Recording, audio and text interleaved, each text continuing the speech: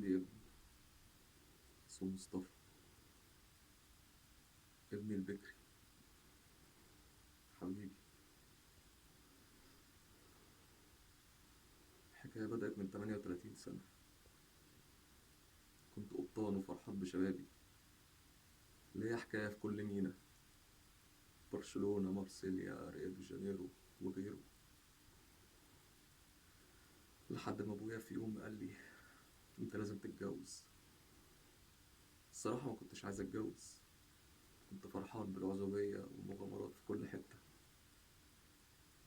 بس سمعت كلامه. وبعد 3 سنين شرف مصطفى، أول فرحة في عمري. طبيعي إن أي أب بيعمل المستحيل عشان ابنه يكون أحسن راجل في الدنيا، بس اللي حصل ما كانش كده. اللي حصل كان فوق الخيال. بعد ما مصطفى اتولد فضلت أكمل في الشرب ولعب القمار، ويا دوبك المصاريف كانت بتكفي الشهر بالعافية، لحد ما حصلت مفاجأة ما كانتش متوقعة. صدر قرار بوقفي عن العمل في البحر مدى الحياة. كنت سكران وكنت هقلب المركب في نص المحيط. ساعتها مراتي كانت حامل في ابني التاني عيسى. أبويا قاطعني وغضب عليا، مبقاش فيه فلوس. اضطريت ساعتها إن أنا لازم أبيع الشقة اللي إحنا عايشين فيها في الزمالك، ورحنا عشنا في السيدة زينب. مصطفى وقتها كان في تانية ابتدائي، واضطريت أنقله من مدرسة اللغات لمدرسة حكومة. وقلت باقي الفلوس أحوش عشان أأمن بيه مستقبله هو وأخوه، بس أتعظ؟ لأ. فضلت أشرب وألعب قمار لغاية لما خلصت كل الفلوس اللي معايا.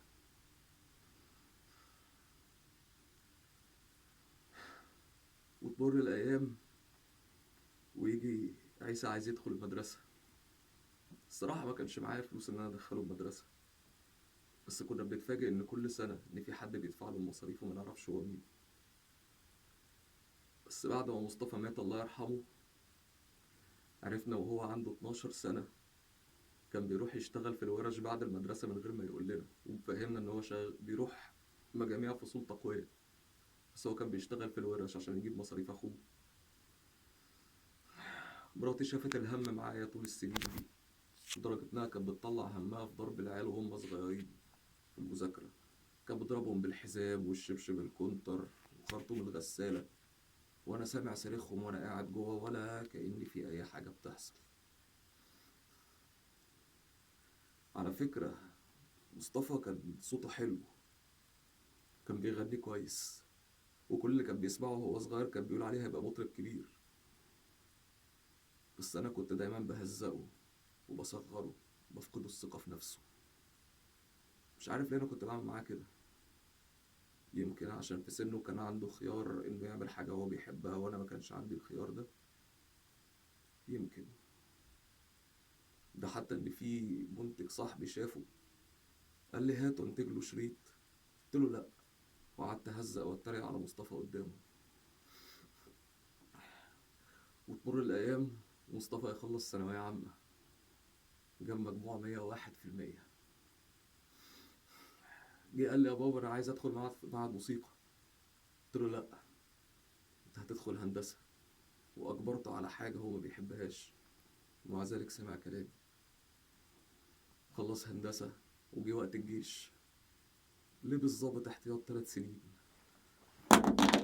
وأنا كنت ممكن أساعده وأنزله عسكري سنة، بس أنا ما عملتش كده. جايز إن أنا غرت من طموحه في الحياة، إن هو كان عنده طموح وأنا ما كانش عندي طموح وأنا في سنه. يمكن. مصطفى كان كل اللي مضايقه في موضوع الجيش عيسى أخوه، لأن أنا ما كنتش عايزه يكمل تعليم بعد ثانوية عامة. قلت كفاية كده، مش هقدر أكمل. بس مصطفى اتحداني وقال لي يا بابا أنا اللي هدخل عيسى الجامعة وأنا اللي هدفع له الفلوس. قعدت أتريق عليه وقلت له وريني شطارتك. فعلا وراني شطارته. مصطفى وهو في الجيش دخل مشروع مع واحد صاحبه كان بيديرهوله وهو في الجيش، وفعلا قدر يدخل عيسى أحسن جامعة في مصر. خلص مصطفى الجيش واشتغل وبقى أصغر مدير في شركته، وجه بقى الوقت الحب والجواز. مصطفى حب بنت واحد أعرفه من زمان من أيام المدرسة، بس أنا وهو كناش بنطيق بعض. مصطفى لما راح يتقدم لها أنا ما روحتش معاه وسبته لوحده، وما تسألنيش برضه قال لي عملت كده. أبوها قال له أنا ما جوزش بنتي لراجل أبوه سكري وبتاع قمار. قال له ده أبوك كان بيستلف مني عشان يعوض. ودي كانت الضربة القاضية مصطفى بعد كده مشاعره كانت بتموت، وبدأ يشتغل ويكبر ويعمل نجاحات، مش فارق معاه هو بيعمل كده ليه. لدرجة إن حبيبي كان كل يوم بيسيب لي المصروف وهو مكسوف، عايز يقول لي عيب عليك وعلى سنك وعلى شبتك، بطل طيش وخد بالك من بيتك. لحد ما في يوم بالليل كان راجع من الشغل، لأن أنا وأمي بنتخانق بصوت عالي عشان أنا صرفت كل الفلوس اللي معايا على سهرة اليوم اللي قبله. مصطفى دخل حاول يهدي بينا، بس أنا كنت سكران فضربته بالقلم. مصطفى الطيب اتحول لوحش، بهدلني، جاب القديم والجديد. قال لي أنا طول عمري جنبك، أنت ليه بتعمل كده؟ أنا ما عشتش طفولتي ولا شبابي بسببك، أنا ما عشتش حياتي ولا عندي ذكرى حلوة في حياتي بسببك، أنا ما عنديش حياة أصلا بسببك. قال لي يا راجل ده أنا ما برضاش أسافر ولا بات بره البيت عشان خايف عليك أنت وأمي وعيسى، أخاف تعوزوا حاجة وأنا مش موجود. قال لي افهم بقى، أنت رميتنا في بير ومطلوب مني إن أنا أطلعكم كلكم من البير ده، ليه بتعمل كده؟ بعد كده هدي وقال لي أنا داخل أنام عشان عندي شغل الصبح. صحيت تاني يوم على صريخ أمه، مصطفى نام ما قامش. ساعتها حسيت إن أنا في حتة مني ماتت،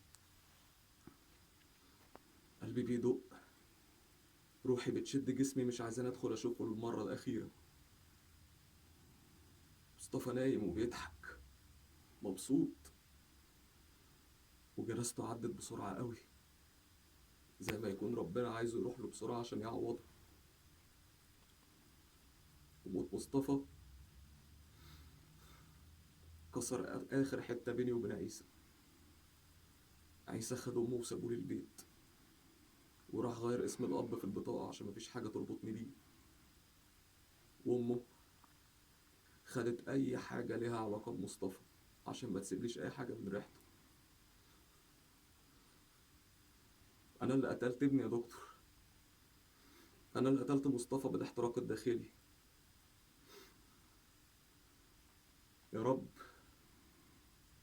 دخله الجنة يا رب، هو ملوش ذنب في أي حاجة يا رب، دخله الجنة وعوضه عن كل اللي شافه مني، اعفي عن كل ذنوبه يا رب. يا رب حط سيئاته في ميزاننا، أنا اللي قتلته يا رب، حاكمني على إني قاتل. يا رب ارميني في جهنم بس دخله هو الجنة، عوضه يا رب عن كل اللي شافه مني.